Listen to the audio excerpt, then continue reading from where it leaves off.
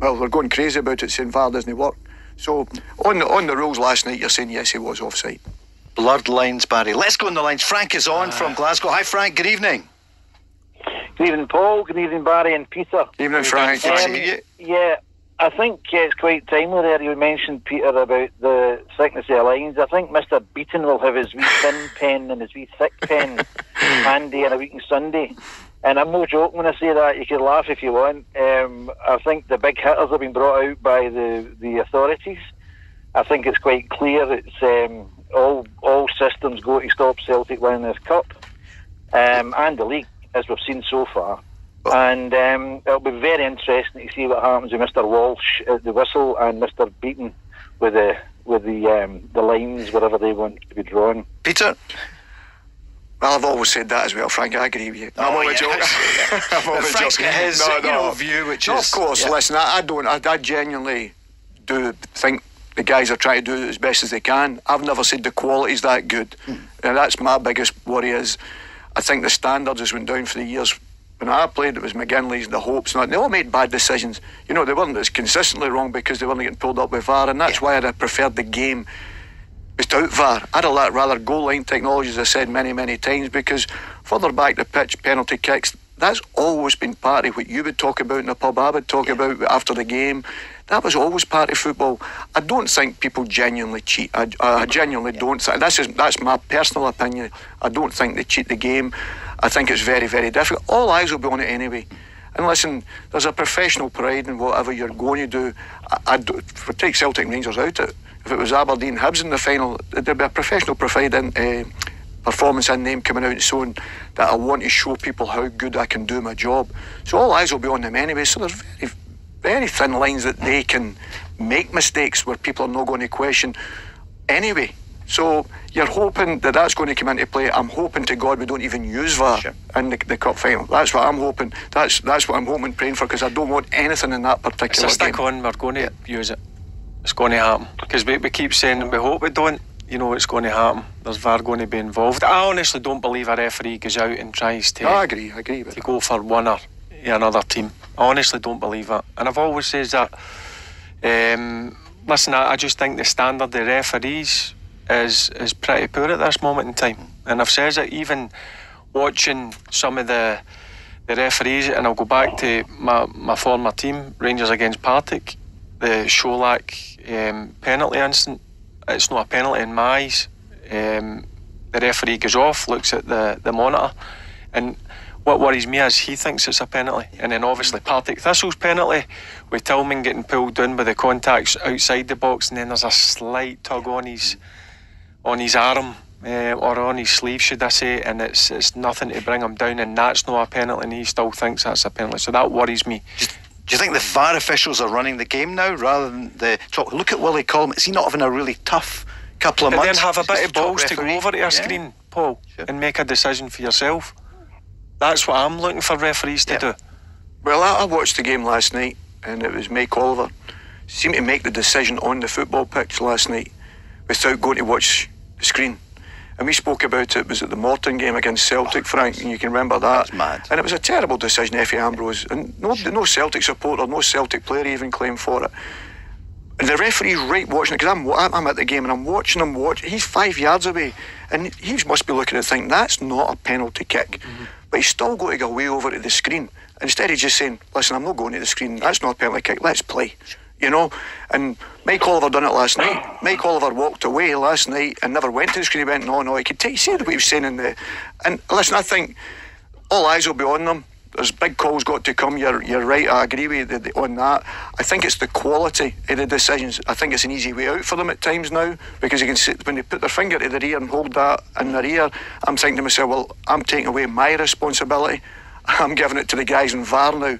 They've got to make the decision. So when I'm getting pelters on here, I'll be saying it's the boys up the stair that was making that decision. And I think it's the opposite. It should be the referee on the football pitch. A bit of common sense at times. I know there's rules or whatever, but if you're looking at some of the decisions that are getting made, I'm sitting watching these games, and I'm sure you are, Peter, Frank is, you are, Paul, and I'm thinking, how can they see that as a penalty? Absolutely. All over. Can I get back in? Of course, on you go, Frank. Yeah, I think with we need to stop pussyfooting about here. Peter, you really disappoint me. And you disappoint me, Peter, because I'll tell you why. I probably watched home and away 95%, maybe more of that, of the games you played for Celtic, Peter. Yep. And if you're sitting there in that studio trying to tell me and every other Celtic supporter that, like myself, watched these games, that there wasn't some shenanigans going on in many of those games, not every game, and nobody's even saying that, then you, Peter Grant, are trying to tell me and every Celtic supporter that there was no funny goings on, dodgy decisions, and I mean ludicrously dodgy decisions. I agree with you, Frank. No. Okay, Frank, you're also going way past in history, and we've been on about this many times. Wait, hold on. Frank, we're not going to rewrite and go over. You've challenged Peter there and said you're disappointed. Peter, what would you say to Frank? Well, I agree with what Frank's saying, because my grandfather used to tell me when I was a kid. So I know what Frank's saying. We've always said that. And I don't mean chip on our shoulder, but I've always felt that. Has it not moved on, though? Listen, people always make wrong calls. There were some shocking decisions when I played. Shocking. I would like to think it was down to the fact that it was just poor refereeing at that particular time. George Cadetti, you'll go back to that, because I know that's one that'll probably be sticking in your mind, Frank, as well, at Ibrox. And because it was a Celtic Rangers game. But there was many decisions we played in. There was wrong calls, you know, and I get that. But I can know the thing I would always say. See, if I knew it was a Celtic supporting referee and his family were Celtic background and whatever, I didn't want him to be refereeing the Celtic games. Why? Because I always felt they went the other way. I always felt there were more chance of them giving the decision to prove they weren't a background. Right. That was the way I always felt. So it doesn't matter. We've got to understand. Back in, Paul. Yeah, sure. I'm going to bring you in, but surely the referees do their best in that moment. No, and that's what you were saying. Can I just say something, Frank? So you actually believe that a referee goes out there to try and make a decision against Celtic? Barry, with the greatest respect, and I mean this with the greatest respect to you, you were in a club that didn't suffer decisions the way we did. Now, this is Paul. You interrupted me there saying I was giving you a history lesson. We need to put history in context in order to see what's happening today. Now, Barry, I'm telling you, and before I say anything, we and all Celtic supporters have never said every referee is Ben. Every referee is a Rangers supporter, and making blatantly bad decisions. We're not even saying that. We're saying some referees, and that's without question. And I can give you examples of Rangers supporting referees refereeing Rangers Celtic games and other games involving the clubs. It should not happen. I've been on your programme about a month ago. I made that point to Andy Walker. You cannot and should not have, be it a Celtic fan or a Rangers fan, refereeing the club that they are aligned to. That is, to me, but it's very difficult here, Frank. That's not my point. That's not my point. But wait a minute, let Peter answer that, though. But listen, I know 90% of the referees, and most of them are Rangers supporters. That's unfortunate. That's the west of Scotland, you know what I mean? But there's no going to... acceptable. Yeah, but that's what I'm saying, but there's no making away with that, because if, say we went, right, you can't referee because you're a Rangers supporter, and you can't referee because you're a Celtic supporter, we'd have very little referees, because somebody will say, I'm a St Mirren supporter, and you'll say, but what team do you really support? That's the way it goes, you know, and you know that yourself, Frank. Can I speak? Yeah, you can. But how many Celtic supporters do you know as referees at the highest level? At the highest level is very few. Yeah, exactly. So you're going to get... but the point I'm going to make is you're going to get Rangers supporting referees or St Mirren or Aberdeen supporting referees. You're going to get that then, because there's very little Celtic supporters, referees that I know of in the respect of that. And that's not saying one's better than the other or whatever. That's just making the point. So you can't get the Celtic supporters to be referees. If a guy's making a bad decision on the football pitch as a referee, it's nothing to do with what club. I would like to honestly think with my hand in my heart that he genuinely made a bad mistake. Even though my grandfather and all these guys had said, listen, that was a shocking decision. And we go back after the game, as I said to you, sitting in the pub, saying that was shocking. You know, shocking decision, whatever he's done there. You know, but I don't know if that's down to the fact, but we can't go around and say you can't referee a Celtic and Rangers game, because predominantly your best referees are going to be the ones, and they could end up being Celtic supporters or Rangers supporters. You get it down in England. Sure. And to be clear, Peter, you think that no matter who they did support, they're there as top referees and to be the best they can be. Yeah, be professional. Yeah, exactly. But they're going to make mistakes. But at the time we're all throwing mud at everybody. We do it naturally. We say, oh, he's a big Rangers man. Of course. And we've all been there. And you'll say certain things, Frank, I'm sure in your life, and you'll think, well, I don't really mean that, but I'm saying it because it's against Rangers. And I'm vice versa. I've done the exact same. So there's no getting away from that. I'd make a call and say, well, if that had been Celtic, we wouldn't have got that. Of course, that's the way we think. And I'm sure Rangers fans maybe think the same at times. And I agree, we get back over this. But you can't have Celtic Rangers fans no referee in the game because we'd have no referees. It's as simple as that. That's not true, Peter. That is the biggest load of rubbish I've ever heard in my life. Oh, I disagree with it. No. Right, no, but like, can I just please make a point without people jumping in? I'm trying to make a point that takes a wee bit of time to explain. Okay. And I'm not wanting to hog your show, but you need to give me a wee bit of time here.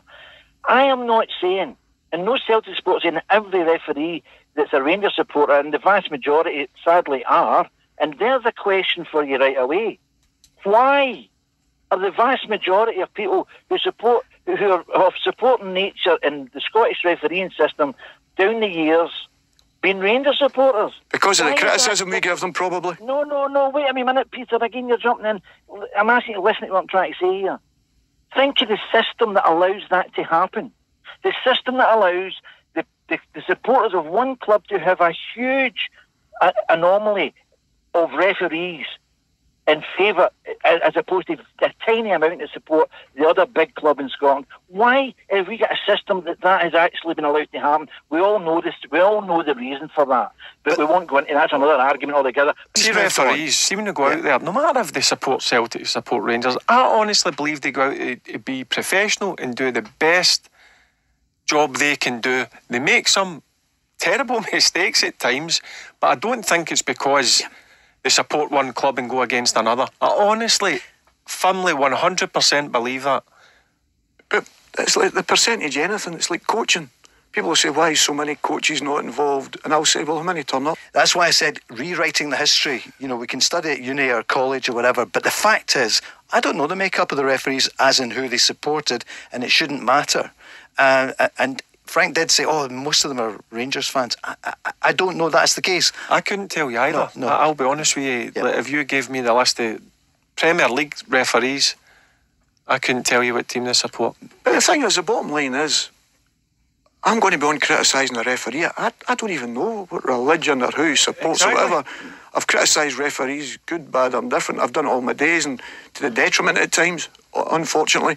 I know I've had some shocking decisions against us. I know I've had big decisions. Listen, if you went to a Hibs sometimes or an Aberdeen or whatever, say, well, why did Celtic get that decision, or why did Rangers get that decision? Yeah. And it's funny how things happen like that. And I just said to you, I was hoping that VAR was going to change all this. Yep. I think it's just put the spotlight even bigger now with the lack of quality at times that we have. And I've said it. I mean, I'm a Celtic man. I look at the Morton game and it was never a penalty kick. No, sure. And I'm being fair because it was a wrong decision. But it doesn't matter. So who was he supporting? Was he a Celtic supporter or Morton? And it's the same guy that we criticise for being a Rangers supporter who gave the Celtic the penalty. And that's the point I'm trying to make. They all make bad decisions because of lack of quality at times. You know? Yep. And it's the hardest job. I've done it, as I said like a couple of weeks ago. You've done it in training. It's the hardest job ever. And I think Graham Potter's interview was very, very good. Yeah. He talked about us giving all the criticism and shouting at referees, and then we're moaning about why young referees are not coming into the game. That's why. You know, because us as Celtic supporters, and we're browbeated them and said, oh, the referee's getting battered left, right and centre. So none of them want to become a referee. Who would want to be a referee? Absolutely. Just about to say that there. That's what I'm saying. That's the point I'm making.